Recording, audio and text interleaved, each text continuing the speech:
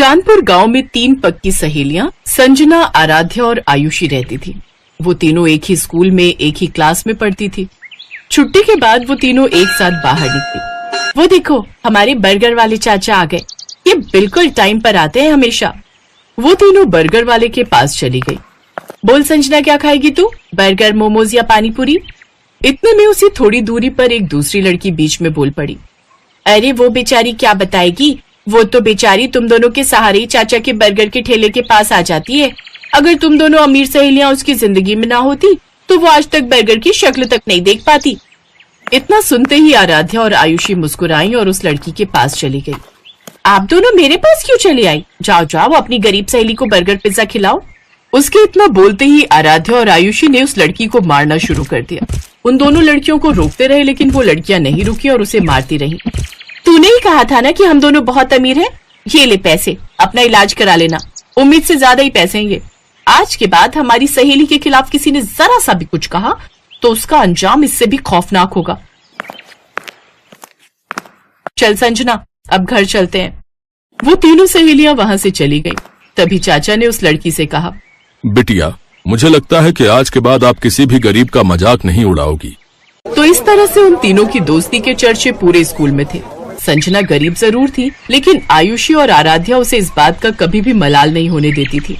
रास्ते में, मैं कितनी खुशनसीब हूँ कि मुझे तुम दोनों जैसी सहेलियां मिली। तुम दोनों इतनी ज्यादा अमीर हो, तुम दोनों के पिताजी की खुद की कंपनियां चलती हैं, फिर भी तुम दोनों मुझसे कितना प्यार करती हो। तुम दोनों को तो किसी बड़े अमीरों वाले स्कूल में पढ़ना चाहिए। अगर आगे से खुद को गरीब कहा तो मैं तेरा भी वही हाल करूंगी जो उस लड़की का किया था। तो इस तरह से उन तीनों की दोस्ती चलती रही। दिन बीतते गए और एक दिन संजना के गांव में बहुत भयंकर बाढ़ आ गई। 2-3 दिन संजना स्कूल नहीं आई। एक रोज छुट्टी के समय, आयुषी 3 दिन हो गए संजना स्कूल नहीं आई। चल उसके गांव चलते हैं, कहीं बारिश की वजह से बुखार तो नहीं आ गया। वो दोनों पैदल संजना के गांव की तरफ निकल पड़ी। जैसे ही दोनों संजना के गांव के पास पहुंची, वैसे ही कुछ पुलिस वालों ने दोनों को रोक लिया। कहाँ जा रही हो तुम दोनों? इस गांव में मेरी सहेली रहती है। अब इस गांव में कोई नहीं रहता। 2 दिन पहले इस गांव में भयंकर बाढ़ आई थी, जिससे सारे घर बह गए। बहुत सारे लोगों की तो जाने तक चली गई। जो बच गए वो किसी तरह अपनी जान बचाकर भाग गए। ये सुनकर आराध्या और आयुषी को झटका लगा। पता नहीं बेचारी कहाँ होगी, पता नहीं जिंदा भी होगी या नहीं। ऐसा मत बोल आयुषी, हम जल्द ही उसे ढूंढ निकालेंगे। उन दोनों ने संजना को ढूंढने की खूब कोशिश की, पर वो नहीं मिली। उन दोनों ने संजना के बारे में अपने अपने पिता को भी बताया।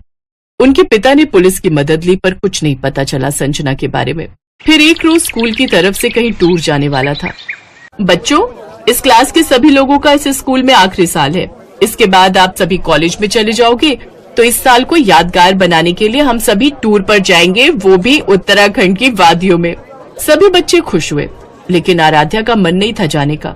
आराध्या, चलते हैं ना, हमारा मूड भी थोड़ा बहल जाएगा। आयुषी की जिद करने पर आराध्या मान गई। दोनों ने टूर वाली बात अपने पापा को बताई। तुम लोग इतनी दूर टूर पर जाओ, मैं तुम्हें नहीं रोकूंगा, पर तुम दोनों स्कूल बस में नहीं बल्कि अपनी कार से जाओगी। पंकज हर वक्त तुम दोनों के साथ रहेगा। आयुषी, मैंने आपके डैड से भी बात कर ली है, तुम दोनों मेरी ही कार से जाओगी। ओके? Okay uncle. अगले दिन वो लोग उत्तराखंड पहुंच गए। आयुषी, उस लड़की को देख, वो जो बकरी चरा रही है, ये तो अपनी संजना जैसी लग रही है। वो दोनों उसी लड़की के पास पहुंच गई। वो कोई और नहीं, संजना ही थी। संजना ने उन दोनों को देखा, तीनों का गला भर आया। तीनों बहुत कुछ बोलना चाह रही थी, पर आवाज ही नहीं निकल रही थी। पता है, हमने तुझे कहाँ कहाँ नहीं ढूंढा, अचानक से गायब हो गई तू। सब कुछ बताऊंगी, आओ यही पास में मेरा घर है, चलोगी नहीं? क्यों नहीं चलेंगे? हाँ चल चले। तीनों कार में बैठकर संजना के घर पहुंच गए। उसका घर कुछ खास अच्छा नहीं था। संजना के माता पिता ने खिड़की से ही उस कार को बाहर देख लिया और वो डर गए। ये इतनी बड़ी कार तो हमारे घर की तरफ आ रही है, कहीं ये लोग बैंक की तरफ से तो नहीं आए हैं?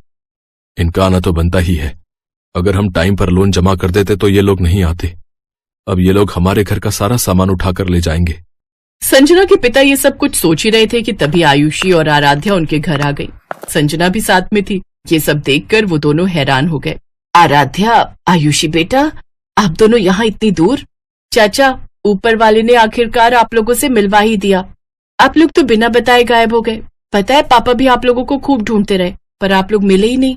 क्या बताऊं बिटिया, उस भयंकर बाढ़ ने तो हमारे पूरे गांव को ही उजाड़ कर रख दिया। बहुत लोग मारे गए। किसी तरह अपनी जान बचाकर हम लोग भागे। महीनों लग गए रुकने का सहारा ढूंढते ढूंढते। फिर यहां उत्तराखंड में एक दोस्त ने मेरी एक पेट्रोल पंप पर नौकरी लगवा दी। फिर लोन लेकर हमने ये छोटी सी झोपड़ी बना ली है। शकुंतला, मुझे तो यकीन ही नहीं हो रहा है कि जो मैं देख रहा हूं वो सच है या कोई सपना। सही कहा आपने।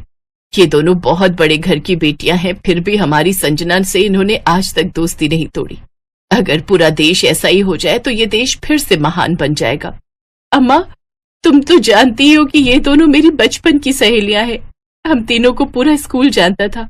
एक बार तो मुझे किसी ने गरीब कह दिया तो इन दोनों ने उसकी खोपड़ी फोड़ दी। तुम तीनों की दोस्ती देखकर तो मुझे अपना पुराना भारत याद आ गया। अच्छा, तुम तीनों गप्पे मारो, मैं सबके लिए चाय बनाकर लाती हूँ। अरे नहीं अम्मा, आप तो मुझे पाप चढ़ा देंगी। मैं अभी चाय बनाकर लाती हूँ, तुम दोनों यहीं बैठो। अम्मा जी, आप दोनों बैठो, आज हम तीनों मिलकर चाय बनाएंगे, फिर आप बताना कि चाय कैसी है। हाँ माँ जी, हम तीनों बेटियों के होते हुए भला आप क्यों चाय बनाएंगी। तो इस तरह संजना, आयुषी और आराध्या किचन में चाय बनाने चली गई। धीरे धीरे शाम हो गई। तो ठीक है संजना, हम दोनों ने अब तुम्हारा घर तो देख ही लिया है, अब हम दोनों आते रहेंगे। मेरा मन तो बहुत कर रहा है कि तुम दोनों आज रात यहीं रुक जाओ, पर चाहकर भी मैं तुम दोनों को अपने घर में नहीं रोक सकती। ना ही मेरे घर में बेड है और ना ही अच्छा बिस्तर, जमीन पर गद्दा बिछाकर सोना होगा। तभी उसकी माँ ने कहा, अरे बेटा, रात होने वाली है, इतनी रात में कहाँ जाओगी। क्यों संजना, मैंने सही कहा ना। अब संजना को मजबूरी में हाँ कहना पड़ा। तभी उन दोनों ने अपने अपने पिता को फोन कर दिया। पापा, यहाँ हमें संजना मिल गई, लेकिन वो लोग जिद कर रहे हैं कि आज रात रुक जाओ, तो क्या मैं रुक सकती हूँ। ठीक है, रुक जाओ। मैं तुम्हारे प्रिंसिपल और पंकज से बात कर लेता हूँ। कल मैं भी आ रहा हूँ संजना बिटिया से मिलने। अगले दिन आराध्या के पिता भी आ गए। अरे, आप दूसरे के पेट्रोल पंप पर काम करना बंद कर दीजिए। मैंने अपने गांव के पास ही पेट्रोल पंप खोला है, आप लोग वहीं वापस चलिए, क्योंकि वो पेट्रोल पंप आपको ही मैनेज करना है। तो कुछ महीनों बाद वो लोग अपने पुराने गांव वापस आ गए। संजना के पिता पेट्रोल पंप के मैनेजर बन गए, तो संजना की गरीबी भी खत्म हो गई और वो सब खुशी खुशी रहने लगे।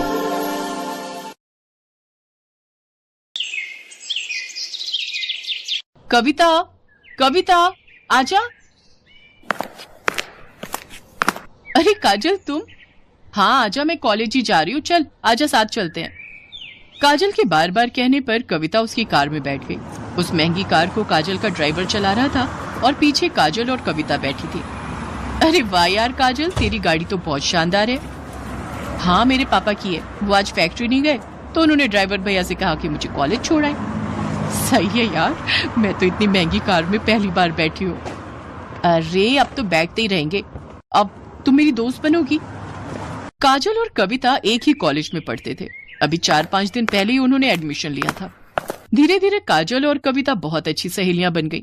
वैसे काजल बहुत ही अमीर घर से थी। उसके पापा राजीव सिंह कई फैक्ट्रियों के मालिक थे, जबकि कविता बहुत ही साधारण घर से थी। उसके पिता एक छोटे किसान थे, मगर फिर भी उन्होंने पाई पाई जोड़कर कविता का एडमिशन शहर के सबसे अच्छे कॉलेज में कराया था। काजल की अच्छी बात यह थी कि उसे अपनी अमीरी पर घमंड बिल्कुल नहीं था। फिर एक दिन, कविता जरा सुनना। हाँ क्या हुआ, बता। देखना ये घड़ी कैसी लग रही है। अरे वाह, ये तो बहुत प्यारी है। ये मैंने तेरे लिए ली है, जरा पहनकर दिखा। नहीं यार, मैं कैसे इतनी महंगी घड़ी। चुप कर और चुपचाप पहन ले, और ज्यादा मत सोच। जब तेरा मन करे तो मुझे भी दे देना कुछ। पर मेरे पास तुझे देने के लिए कुछ भी नहीं है। चल बहानेबाज, अभी मत दे, पर कभी तो दे देना। अच्छा ठीक है। गुजरते वक्त के साथ दोनों की दोस्ती और गहरी होती गई। दोनों का ज्यादातर वक्त एक दूसरे के साथ ही बीतता था। और फिर एक दिन, कविता, ये लड़का कौन है यार? इससे पहले तो कभी नहीं देखा इसे। कौन? वो हैंडसम? सच में बड़ा कूल दिखता है यार। उनका नाम आकाश है और वो हमारे सीनियर है पगली। तो क्या हुआ? ओए जरा कंट्रोल में। मैंने सुना है कि बड़ा ब्रह्मचारी टाइप लड़का है। कॉलेज की सारी लड़कियां उस पर फिदा हैं, पर वो किसी को घास नहीं डालता। अच्छा, तो तू देख, अब इसकी तपस्या तो काजल नाम की ये अप्सरा ही भंग करेगी। हट बेशर्म कहीं की। आकाश पर काजल का दिल आ गया था। शुरू में उन दोनों में हाय हलो हुई और फिर धीरे धीरे उनमें प्यार भी हो गया। काजल को उसका प्यार मिला तो कविता बहुत खुश हुई। लेकिन फिर एक दिन, काजल, फाइनल रिजल्ट आते ही मैं यूएस चला जाऊंगा। यूएस पर क्यों? वहां मेरी प्लेसमेंट हो गई है और जिस कंपनी ने मुझे हायर किया है वो चाहती है कि मैं पहले यूएस में उनके हेडक्वार्टर में 1 साल काम करूं और सीखूं और फिर वो मुझे इंडिया वापस भेजेंगे। पर मैं 1 साल कैसे रहूंगी तुम्हारे बिना? कहते हैं सब्र का फल मीठा होता है पगली। अरे तू कब आई? जब तुम दोनों आशिकी फरमा रहे थे। सुन, जाने दे आकाश को, वो वहां नहीं जाएंगे तो जॉब कैसे लेंगे? क्यों, मैंने सही कहा ना? बिल्कुल सही। काजल, बस 1 साल दे दे मुझे, फिर मैं तुम्हारे पापा से तुम्हारा हाथ मांगने आऊंगा। ठीक 1 महीने बाद आकाश काजल से विदा लेकर विदेश चला गया। काजल उसे याद करती और हसीन सपने बुनती, लेकिन होनी को तो कुछ और ही मंजूर था। अचानक काजल ने कॉलेज आना बंद कर दिया। उसका फोन भी बंद आ रहा था।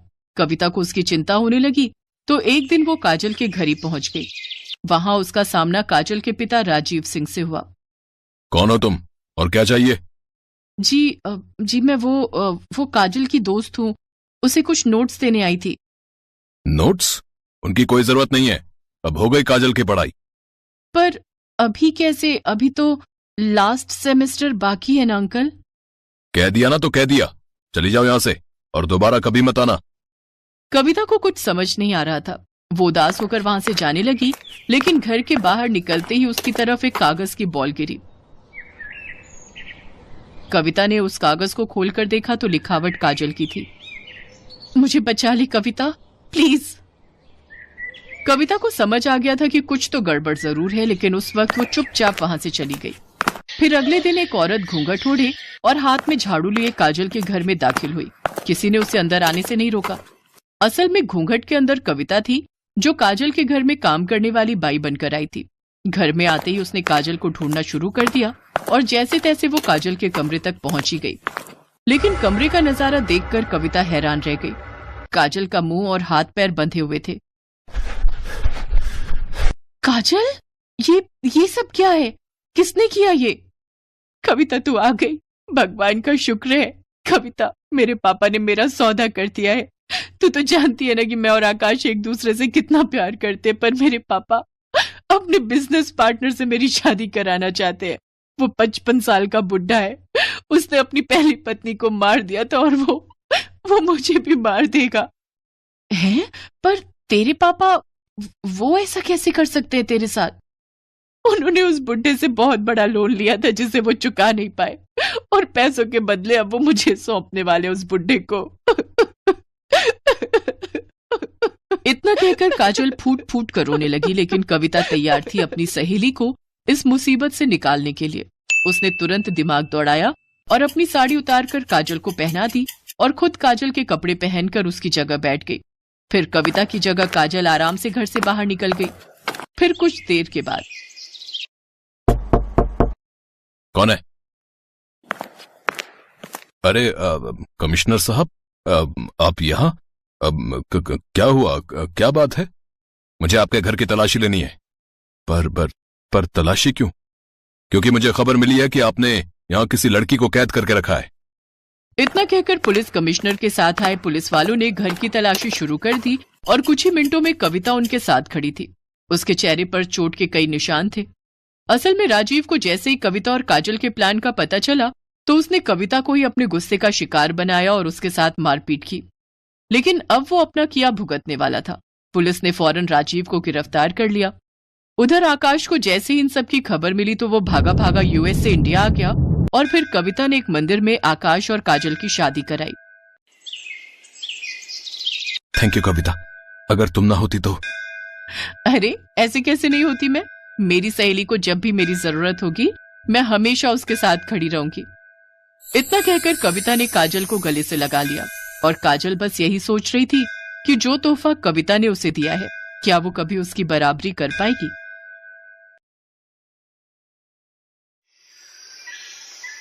दीपक एक अनाथ लड़का था।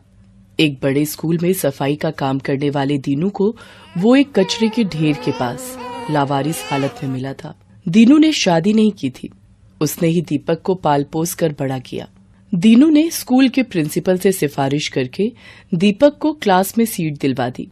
ताकि दीपक पढ़ लिख कर बड़ा आदमी बन सके। दीपक अब 9वीं कक्षा में आ गया था और उसके एग्जाम आने वाले थे। दीपक पढ़ने में अच्छा था, उसे अच्छे नंबर लाकर पास होना था। इसलिए दीनू के सो जाने के बाद दीपक रात में स्ट्रीट लैंप से आने वाली रोशनी में पढ़ाई करता था। दीपक की ही क्लास में स्कूल के ट्रस्टी मिस्टर मेहता का बेटा अर्जुन भी पढ़ता था। अर्जुन दीपक से बहुत चिढ़ता था। ट्रस्टी का बेटा है, इसी डर से कुछ टीचर ना चाहते हुए भी अर्जुन की झूठी तारीफ करते थे और दीपक को नीचा दिखाने में अर्जुन का साथ देते थे। सर बताइए, ये रेस किसने जीती है? आप तो अच्छे से जानते हैं ना विनर कौन है। हाँ दीपक, तुम इस रेस में हार चुके हो। अर्जुन तुमसे पहले ही उस लाइन में पहुंच गया था। देखा, मैं हमेशा जीतूंगा, मुझे कोई नहीं हरा सकता। दीपक मायूस होकर क्लास में आ जाता है। सर, कब तक हम अर्जुन से डरकर उसे झूठा विनर बनाते रहेंगे? मिस नैना, आप तो जानती हैं अर्जुन स्कूल के ट्रस्टी का बेटा है और प्रिंसिपल मैम ने हमें पहले ही ऑर्डर दिया हुआ है कि हमें अर्जुन के साथ बहुत अच्छे से पेश आना है, और फिर अगर हम ऐसा नहीं करेंगे तो हमारी नौकरी पर बात आ जाएगी।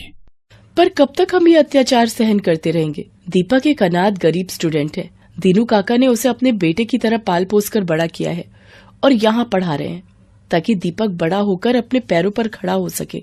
पर अर्जुन जैसे बच्चे दीपक जैसे होनहार बच्चों को आगे नहीं बढ़ने देते। फिलहाल तो हम कुछ नहीं कर सकते मिस नैना, हमें सब कुछ वक्त पर छोड़ देना चाहिए। एक दिन दूसरे स्कूल के टीचर प्रिंसिपल के साथ सब बच्चों को मिलने आए और वो दीपक की क्लास में गए। उन्होंने सब बच्चों से कंप्यूटर के कुछ सवाल पूछे, पर सबसे पहले दीपक ही हाथ खड़ा करता था। प्रिंसिपल ने दूसरे स्कूल के टीचर से कहा, अरे नहीं सर, इसे कोई उत्तर नहीं आता होगा, इसके घर तो कंप्यूटर ही नहीं है। ये हमारे स्कूल की सफाई कर्मचारी का बेटा है, उसने बहुत जिद की तो हमने इस अनाथ बच्चे पर मेहरबानी करके स्कूल में सीट दे दी। नहीं सर, मुझे सचमुच इस प्रश्न का उत्तर आता है, मैंने इसके बारे में पढ़ा है। सर, अर्जुन इस प्रश्न का उत्तर जानता है। अर्जुन, इस प्रश्न का उत्तर तुम दोगे। सर, मुझे इस प्रश्न का उत्तर नहीं आता, मैंने इसके बारे में नहीं पढ़ा। सर, मुझे पता है, क्या मैं उत्तर दूं? हाँ बेटा, तुम उत्तर दो। दीपक का उत्तर सही था। दूसरे स्कूल के टीचर के साथ साथ स्कूल के सभी बच्चे दीपक के लिए तालियां बजाते हैं। प्रिंसिपल सर बिल्कुल चुप थे। अर्जुन इस बात में अपना अपमान समझता है और दीपक से बदला लेने की योजना बनाता है। मुझे इस दीपक का कुछ करना ही होगा और मुझे पता है ये इस स्कूल से कैसे निकलेगा। दीपक की परीक्षा आने वाली थी। वो परीक्षा के लिए बहुत मेहनत कर रहा था। अर्जुन स्कूल के गार्ड को धमकाकर अगले दिन होने वाली परीक्षा का पेपर चुरा लेता है और दीपक के स्कूल बैग में रख देता है और जाकर प्रिंसिपल सर को भड़का देता है। आइए सर, मैंने अपनी आंखों से दीपक को कल होने वाले एग्जाम पेपर की चोरी करते देखा है। अगर आपको यकीन नहीं हो रहा तो आप गार्ड से भी पूछ सकते हैं। गार्ड से पूछने की जरूरत नहीं है, अभी हम दीपक का बैग चेक कर लेते हैं। अर्जुन तो पहले ही दीपक के बैग में एग्जाम के पेपर रख चुका था। दीपक के बैग में एग्जाम पेपर मिल जाता है। सर, मुझे नहीं पता ये पेपर मेरे बैग में कैसे आया, मैं इसके बारे में कुछ भी नहीं जानता, मेरा विश्वास कीजिए सर। जाकर दीनू को बुला कर लाओ। हमें इस दीपक जैसे स्टूडेंट को अपने स्कूल में एक सेकंड भी नहीं रखना। अगर ये इस स्कूल में रहा तो हमारे और भी बच्चे चोर बन सकते हैं। सर, मेरा दीपक चोरी नहीं कर सकता, ये ऐसा नहीं है, मेरा विश्वास कीजिए। बाबा, मैंने चोरी नहीं की, मुझे नहीं पता मेरे बैग में ये पेपर कहां से आया। मैं कुछ नहीं सुनूंगा। मैंने तुम पर तरस खाकर कि चलो अनाथ बच्चा पढ़ लिख जाएगा, इसलिए स्कूल में एडमिशन दिया, पर दीनू शायद इस बच्चे में संस्कार नहीं आ पाए। आखिर है तो अनाथ ही, और तुम भी तो मामूली सफाई वाले हो। हमें सब पता है, ये गरीब बच्चे चोर ही बनते हैं। बड़े स्कूल में पढ़ने की इनकी औकात नहीं है। इसे ले जाओ यहां से, वरना मैं पुलिस को बुला लूंगा। दीनू रोता हुआ दीपक को ले जाने लगता है। अर्जुन अपनी मक्कारी पर बहुत खुश था। प्रिंसिपल अपने ऑफिस में आ जाते हैं। तभी वहां मिस नैना आती हैं। उनके साथ स्कूल के ट्रस्टी यानी कि अर्जुन के पिता भी ऑफिस में एंट्री करते हैं। सर, आपको पता भी है आपका बेटा अर्जुन अंधकार के रास्ते पर जा रहा है। आज उसने दीपक जैसे एक होनहार बच्चे पर चोरी का झूठा इल्जाम लगा दिया। मैं चाहती तो अर्जुन को चोरी करते समय भी रंगे हाथों पकड़ सकती थी, पर शायद ये छूट जाता, क्योंकि उसे घमंड है कि वो स्कूल के ट्रस्टी का बेटा है। मैंने उसे चोरी करते हुए सारी रिकॉर्डिंग अपने फोन में कर ली। ये देखिए मिस्टर मेहता, आपका बेटा स्कूल में एग्जाम पेपर चोरी कर रहा है। क्या आप चाहते हैं कि वो बुराई के रास्ते पर जाए और एक दिन आपका नाम मिट्टी में मिला दे? मैं चाहूँ तो इस वीडियो को पूरे स्कूल में दिखा सकती हूँ, पर आप जानते हैं कि आपकी कितनी बदनामी होगी। आई एम सॉरी मिस नैना, मैं बिल्कुल नहीं जानता था कि मेरा बेटा मेरे नाम का इतना फायदा उठा रहा है। मुझे किसी ने कोई खबर नहीं दी। आप कृपया करके इस वीडियो को किसी को भी ना दिखाएं, नहीं तो मेरे बेटे का भविष्य खराब हो जाएगा। अर्जुन के पिता बहुत दुखी होते हैं। अर्जुन ऑफिस में आता है। वीडियो देखकर वो घबरा जाता है। पापा, मुझसे गलती हो गई। मैं सिर्फ दीपक से बदला लेना चाहता था। पापा, मुझे माफ कर दो। दीपक जैसे होनहार बच्चे पर चोरी का इल्जाम लगाते तुम्हें शर्म नहीं आई है? तुम्हें अपना बेटा कहते हुए मुझे सचमुच बहुत शर्मिंदगी महसूस हो रही है। मैं तुमसे अब कभी भी बात नहीं करूंगा। तुम जैसे चाहो अपनी लाइफ को जी सकते हो। अब तुम्हारी मम्मी और मैं तुमसे कोई मतलब नहीं रखेंगे। नहीं पापा, ऐसा मत करो। मैं आपसे और मम्मी से बहुत प्यार करता हूँ। मुझे माफ कर दो, मुझसे गलती हो गई। गलती तो हम सबसे हुई है। शायद अर्जुन के बिगड़ने में सबसे बड़ा हाथ मेरा है। हमने हमेशा अर्जुन को गलत करने में बढ़ावा दिया। पापा, मुझे बस एक बार माफ कर दो। अगर माफी मांगनी है तो मिस नैना और दीपक से मांगो। अब वही तुम्हें माफ कर सकते हैं। नैना मैम, मुझे माफ कर दीजिए। आप प्लीज ये वीडियो किसी को मत दिखाना। नहीं अर्जुन बेटा, मैं ये वीडियो किसी को नहीं दिखाऊंगी। मैं तुम्हारी गुरु हूँ और तुम्हें सही राह पर लाना मेरा फर्ज है। अर्जुन दीपक से माफी मांगता है। दीपक, मुझे माफ कर दे मेरे दोस्त। मैंने तो तुम्हें कब का माफ कर दिया अर्जुन। और दोस्तों को गले लगाते हैं, उनसे माफी नहीं मांगते। इतना कहते ही दीपक अर्जुन को गले से लगा लेता है। उन दोनों को आपस में गले लगता देख स्कूल का सारा स्टाफ और दीनू बहुत खुश होता है। Best buddies.